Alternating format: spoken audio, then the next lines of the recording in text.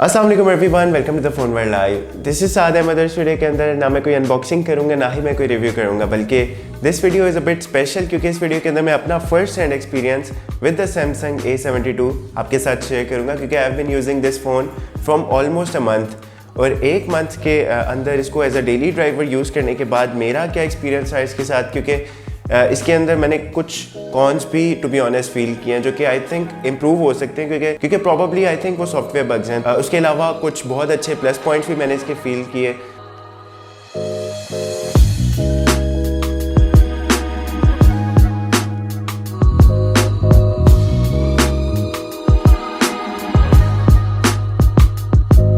सो Samsung A72 basically Samsung की अभी जो रिसेंटली लॉन्च हुई सीरीज़ थी A32, उसमें आया था A52 and then there was A72 जो कि जिसका मैं अभी आपके साथ एक्सपीरियंस शेयर करूँगा। ये उस सीरीज़ में top of the line variant था जिसके अंदर आपको अच्छी मेमोरी मिल रही थी, अच्छा कैमरा, अच्छा चिपसेट, ओवरऑल साइज़ में भी ये मॉडल सबसे बड़ा था उन तीनों में से। सो Samsung A72 आपको मार्केट में अराउंड 70,000 रुपीज़ तक का मिल जाएगा अगर तो आपको मार्केट में मिलता है, क्योंकि रिसेंटली जब मैंने मार्केट में इस मॉडल के बारे में पता किया तो मार्केट से मुझे पता चला कि इसकी यूनिट्स ऑलरेडी शॉर्ट हो चुके हैं मार्केट में, क्योंकि इसकी इतनी ज़्यादा सेल हुई है कि मार्केट में ऑलरेडी इसकी यूनिट्स अवेलेबल ही नहीं है। आपको सिर्फ लिमिटेड स्टोर्स में ऑनलाइन मिल जाएगा फ़ोन, या फिर Samsung की अपनी ऑफिशियल स्टोर से भी आप ये ले सकते हैं। बाकी जब मैं इसको अराउंड 15 to 20 डेज़ बैक जब मैं इसकी मार्केट में इसका स्क्रीन प्रोटेक्टर लगवाने गया था तो मैंने पता किया इसकी प्राइस और इसकी अवेलेबिलिटी क्या है मार्केट्स में। तो दे टोल्ड मी कि ये मार्केट में अभी अवेलेबल ही नहीं है क्योंकि कुछ लिमिटेड स्टॉक आया था जो कि अभी आउट ऑफ स्टॉक हो चुका है। सो इट मीन्स कि इस फ़ोन की डिमांड वाकई में मार्केट में अच्छी है और ये फ़ोन के अंदर जो स्पेक्स आपको मिल रहे हैं इन दिस प्राइस रेंज वो वाकई में अच्छा कम्पीट कर रहे हैं मार्केट में। So first off, this phone comes up with memory variant of 8GB of RAM and 128GB of ROM. 128GB of ROM was not enough for me, तो मैंने इसके अंदर एक एक्सटर्नल SD कार्ड भी डाला हुआ है 128GB ही का, जिसके बाद इसकी मेमोरी बन गई टोटल 256GB। 128GB का कार्ड डालने के बाद इसकी जो स्लॉट थी वो हाइब्रिड थी, तो ये फ़ोन ड्यूल सिम नहीं रहा क्योंकि ये फ़ोन ड्यूल सिम है वैसे तो, लेकिन अगर आप इसके अंदर SD कार्ड डाल देते हैं तो फिर इसके बाद इसकी जो सेकेंडरी स्लॉट है वो SD कार्ड के लिए ही यूटिलाइज हो रही होती है। तो अगर आपको दूसरी सिम भी यूज़ करनी है, मतलब अगर आपको इस फ़ोन को as a dual SIM phone use करना है तो फिर आप एक्सटर्नल SD कार्ड नहीं यूज़ कर पाएंगे। तो मेरे लिए प्रेफरेंस थी ज़्यादा मेमोरी, इस वजह से मैं इसको एक्सटर्नल SD कार्ड के थ्रू यूज़ कर रहा हूँ। So first and the major pro of this phone is the display, क्योंकि इस फ़ोन के अंदर आपको मिल रही है super AMOLED screen full HD के रेजोल्यूशन के साथ, और क्योंकि ऑब्वियसली सुपर एमोलेड स्क्रीन आप लोगों को पता है कि it's far more better than the IPS display. क्योंकि I am a super AMOLED screen user, इससे पहले मैं नोट यूज़ करता रहा हूँ, तो जितनी भी फ्लैगशिप डिवाइसेस होती हैं अमूमन एमोलेड स्क्रीन ही के साथ आपको मिलती है, जिसके अंदर आपको ज़्यादा विविड डिस्प्ले मिलता है, ज़्यादा शार्प कलर्स मिलते हैं, अच्छे कलर्स मिलते हैं and specially black levels accurate आपको मिलते हैं एमोलेड स्क्रीन ही के अंदर। तो मैं शुरू ही से एमोलेड यूज़र रहा हूँ, इसी वजह से जब इस फ़ोन पर मैंने स्विच किया तो मुझे डिस्प्ले पॉइंट ऑफ व्यू से बिल्कुल भी कोई प्रॉब्लम नहीं हुई थी, इवन शार्पनेस और रेजोल्यूशन पॉइंट ऑफ व्यू से भी मुझे कोई प्रॉब्लम नहीं हुई। The second best plus point of this phone is the design. Design device का एक बहुत बड़ा प्लस पॉइंट है वो इस तरह से, एक तो इटसेल्फ स्पेशली ये जो ब्लैक वाला कलर है ये काफ़ी क्लासी और डिसेंट लुक के साथ आपको मिल रहा है। इस फ़ोन को जितना मैंने यूज़ किया, जितने दोस्तों ने या जितने लोगों ने मेरे आसपास के इस फ़ोन को ऑब्जर्व किया, तो they felt as if it's Samsung की जो फ्लैगशिप सीरीज़ में S21 है, क्योंकि इसका जो कैमरा मॉड्यूल है काफ़ी हद तक लुक देता है S21 वाली। तो आप भी कम बजट के अंदर, मतलब अपर फ्लैगशिप बजट के अंदर अगर आपको फ्लैगशिप वाली लुक चाहिए तो आप लोगों को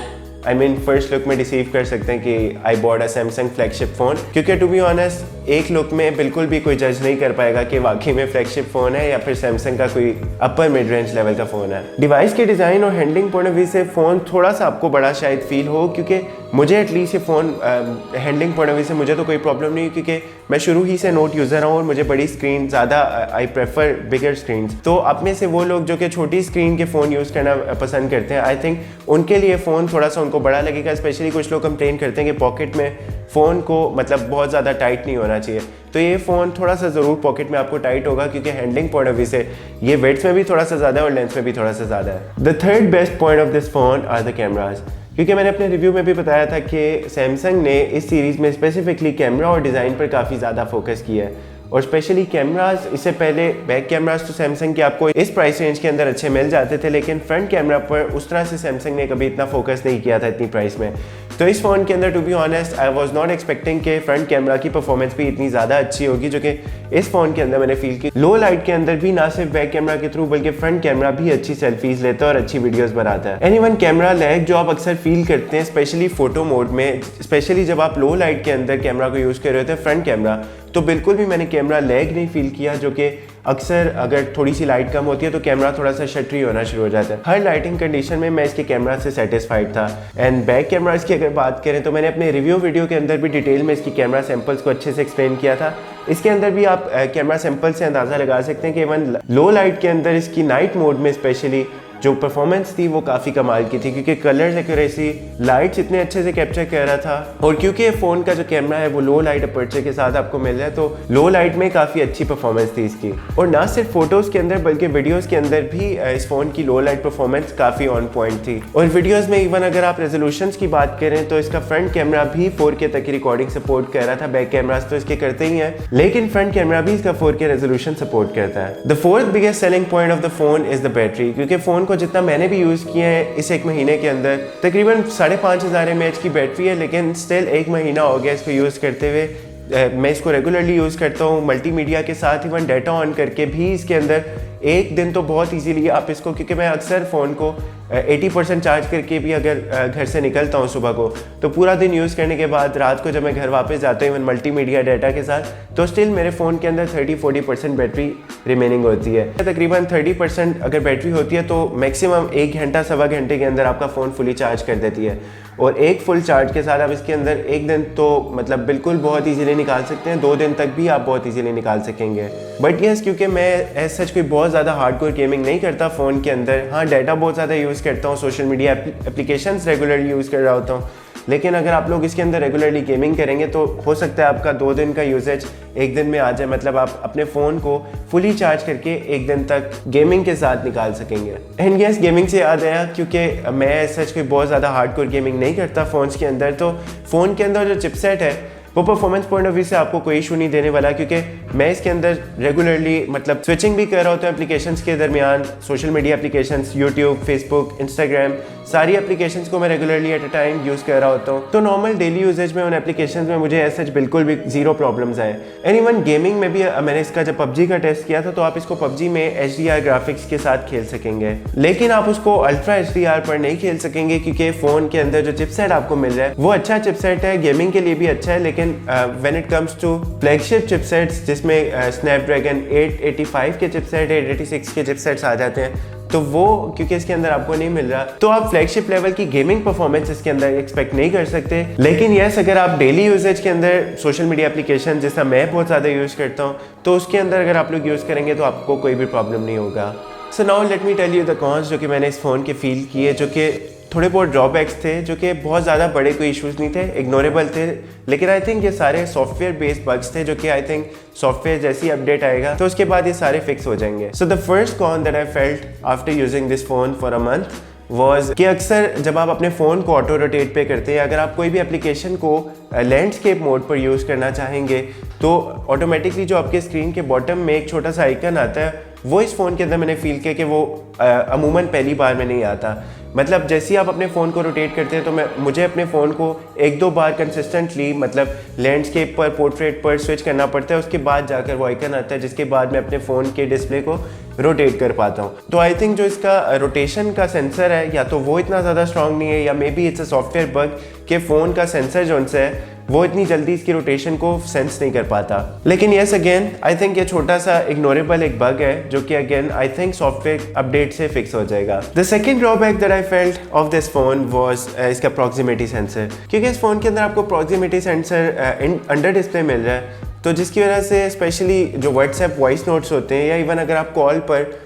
अपने फ़ोन को अपने कान के पास लाते हैं तो प्रॉक्सिमिटी सेंसर इतनी जल्दी मतलब सेंस नहीं कर पाता, क्योंकि इसका प्रॉक्सिमिटी सेंसर में भी अंडर डिस्प्ले है, वो उसकी वजह से इतना ज़्यादा सेंसिटिव नहीं है। क्योंकि इससे पहले जब मैं नोट यूज़र था तो जैसे ही आप अपने फ़ोन के थोड़ा सा भी पास लाएं तो डिस्प्ले इसका ऑटोमेटिकली ऑफ हो जाता था। लेकिन इसके अंदर मैंने छोटा सा एक ऑन ज़रूर फील किया कि इवन वॉइस नोट्स के अंदर, इवन ड्यूरिंग कॉल्स, जब मैं अपने फ़ोन को जब तक बिल्कुल पास ना लाऊं कान के, तब तक इसका डिस्प्ले प्रॉपर ऑफ नहीं होता। लेकिन अगेन आई थिंक एक छोटा सा कॉन है जिसको स्टिल आप इग्नोर कर सकते हैं, क्योंकि आप अपने फ़ोन को अगर आपने बिल्कुल ईयर पीस से इसके साउंड को सुनना है तो आप बिल्कुल इसको कान के साथ अटैच करके सुन सकते हैं। लेकिन ज़रा सा भी अगर आप उसको थोड़ा सा कान से दूर करते हैं तो इसका डिस्प्ले फ़ौरन ऑन हो जाता है। लेकिन ये सारे सेंसर स्पेशली आजकल जितने भी मिड रेंज सेगमेंट के अंदर फ़ोन आ रहे हैं उनके अंदर उतने अच्छे से काम नहीं कर पाते, क्योंकि ऑब्वियसली बेजल्स पतले होते जा रहे हैं, नॉच कम होते जा रहे हैं और सारे सेंसर्स को अंडर डिस्प्ले या बिल्कुल छोटा उनका साइज़ होता जा रहा है ईयर पीस के साथ, जिसकी वजह से वो उतने ज़्यादा सेंसिबली काम नहीं कर रहे हैं। The third major con of this phone जो कि मैंने फील किया है और प्रॉबली जो सबसे बड़ा कॉन मैंने इस फ़ोन का फील किया है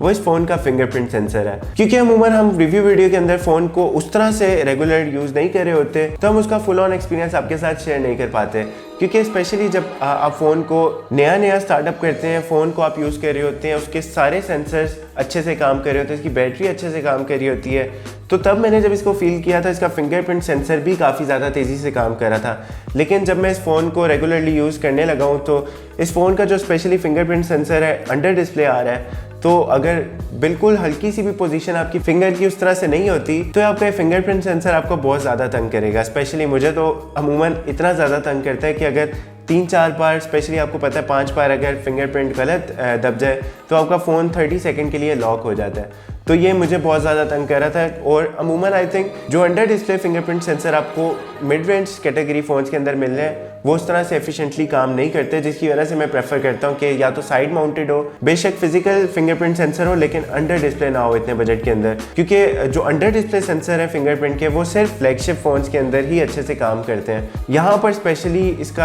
अंडर डिस्प्ले फिंगरप्रिंट सेंसर मुझे तो काफ़ी ज़्यादा तंग कर रहा था, जिसकी वजह से मैं यहाँ पर आपको एक प्रो टिप दूंगा कि आप अपनी एक ही फिंगर को, अपने थंब को ही एज अ फिंगरप्रिंट 3 से 4 बार रजिस्टर कर लें, जिसकी वजह से ये होगा कि उसकी प्रोबेबिलिटी इंक्रीज हो जाएगी अनलॉकिंग करने की। क्योंकि अमूमन अगर आपकी फिंगरप्रिंट पोजीशन हल्की सी भी थोड़ी सी ऊपर नीचे होती है तो आपका फिंगरप्रिंट सेंसर उस तरह से अच्छे से काम नहीं कर पाता। लेकिन अगर आप उसको 3 से 4 बार रजिस्टर करेंगे तो आपके फ़ोन की अनलॉकिंग की प्रोबेबिलिटी ज़्यादा बढ़ जाएगी, जिसकी वजह से जो 30 to 40% उसकी परफॉर्मेंस है फिंगरप्रिंट की वो बढ़ जाएगी। लेकिन अगेन इसकी जो अनलॉकिंग स्पीड है वो फिर भी उस तरह से कोई इतनी ज़्यादा तेज़ नहीं होगी जितनी तेज़ आपको फ्लैगशिप फ़ोन्स के अंदर मिलती है। तो rather than this under display fingerprint sensor अगर ये फिजिकल आपको मिल जाता तो I think it would have been better. The fourth con that I felt of this phone was in the cameras. No doubt इस फोन के cameras आपको काफ़ी अच्छे मिल रहे हैं, जिनकी परफॉर्मेंस टॉप नॉच है, कलर्स काफ़ी अच्छे देते हैं, स्टेबिलिटी भी ऑन पॉइंट है, स्पेशली वीडियो में भी अच्छी स्टेबिलिटी आपको मिल जाएगी। लेकिन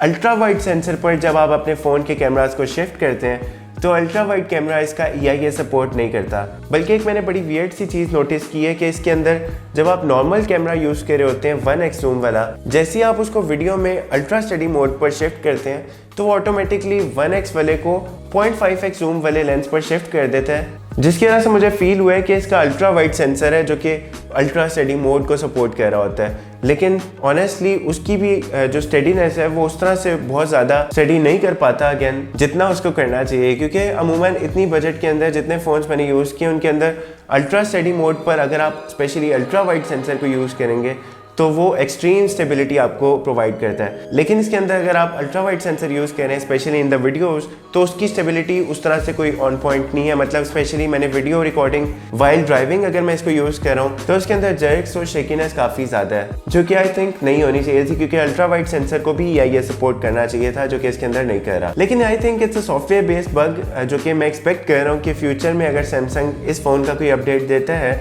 तो इसके अल्ट्रा वाइड में भी EIS को इंक्लूड करता है। तो व्यूअर्स ये जो 3-4 कॉन्स मैंने आपके साथ शेयर किए जो कि स्टिल वंस अगेन मैं आपको बोलूँगा कि इग्नोरेबल कॉन्स है, ऐसा कोई बहुत बड़े कॉन्स नहीं है। इन कॉन्स के अलावा मैंने इस फ़ोन को रेगुलरली 1 महीना यूज़ करने के बाद भी कोई कॉन भी फील नहीं किया, जिसकी बेसिस पर मैं फिर भी कह सकता हूँ कि फ़ोन स्टिल